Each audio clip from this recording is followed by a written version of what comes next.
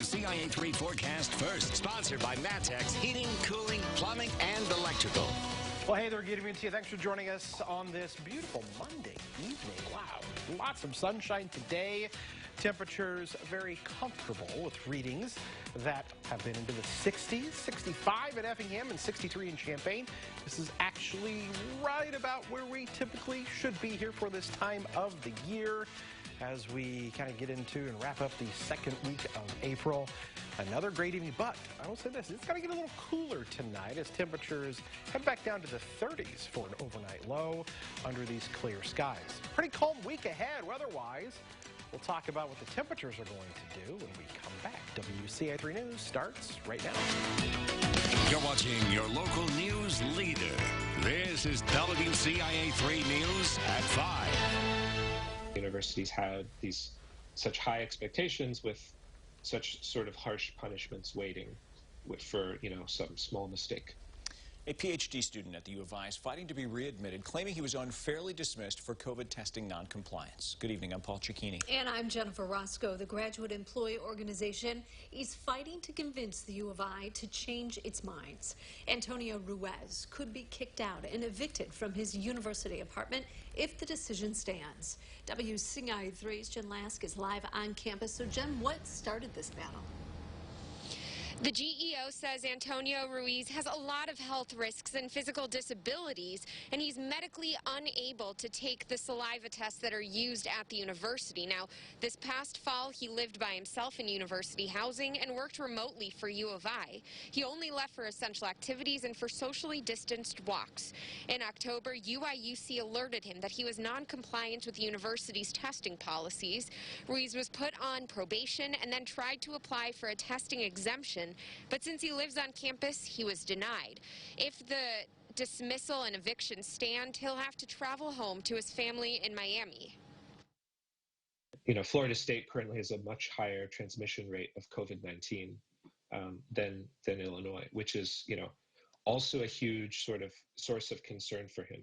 Just because of Antonio's health conditions, he's, very highly at risk for complications due to COVID-19, which is just added an extra sort of existential layer of threat. He says he wasn't told about nasal swab alternatives to the saliva testing until later in the spring semester, but the university tells me it's been a testing option for the entire academic year.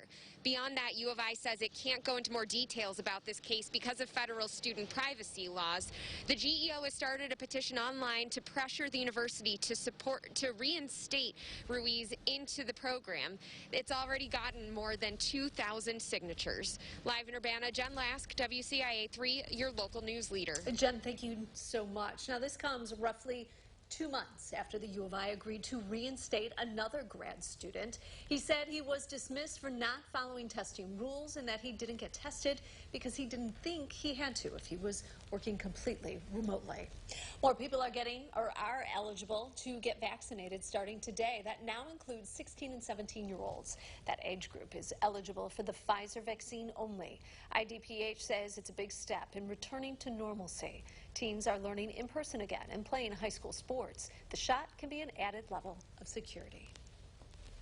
This vaccine is a win-win for the teenager, for their freedom, as well as for the parent to not worry about what the teens are doing with their friends or outside in schools.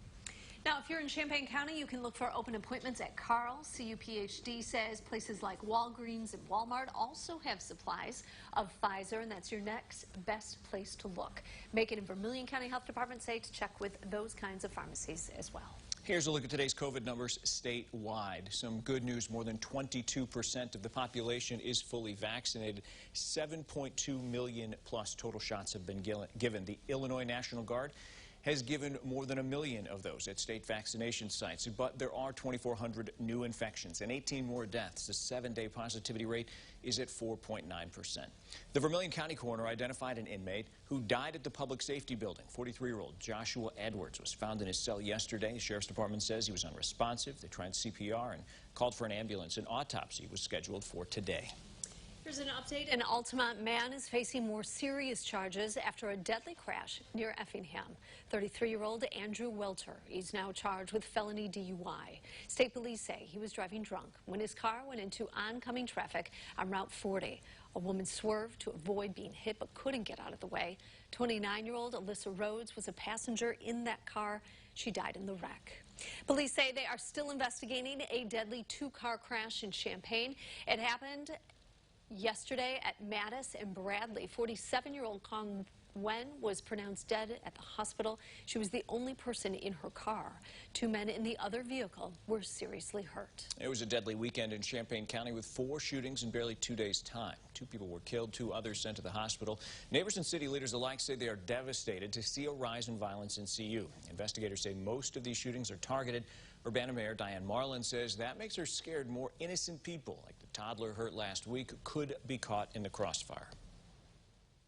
It's remarkable that we don't see this happening more often because the people are, committing these acts more often. So it's just remarkable that there haven't been more people hurt. But even one, no matter what age, innocent victim is one too many.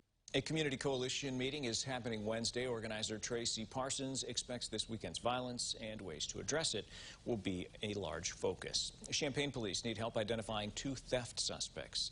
They say 2 men walked into the Target in Campustown and took Apple products. One was 5'8" and weighed around 200 pounds. He was wearing a gray hat and blue shirt. The other 5'11", weighing about 160 pounds. He was also wearing a blue Nirvana hoodie and blue jeans. Both left in a large black SUV with Pennsylvania license plates. Police say the vehicle was stolen. If you have any information about what happened, contact Champaign Police or Crime Stoppers. A viaduct in Danville may not be safe to the public. It's on Seminary Street under the Norfolk Southern Railroad. Public Works says there are structural concerns. It's been barricaded off with a chain link fence. Seminary will be closed to through traffic between Washington and Collette Streets. Also, Junction Street, which runs parallel to the railroad, will be closed. You're asked to follow the signs and not walk through it. There isn't a date yet for when things may open back up. Arab American groups are calling on state lawmakers to draw a political map that helps amplify their voices in government. The Illinois Muslim Civic Coalition testified at a House redistricting hearing. They pointed out there are no Arab Americans elected to the state legislature. Before the hearing, Republicans criticized the current maps for diluting the voting power of Hispanic populations in Springfield and Washington, D.C. The Latino population in Illinois is actually higher than the African American population, but that's not represented in the Illinois General Assembly. It's not. Should we draw another Hispanic congressional district? Absolutely. That's something that these map makers ought to take into consideration.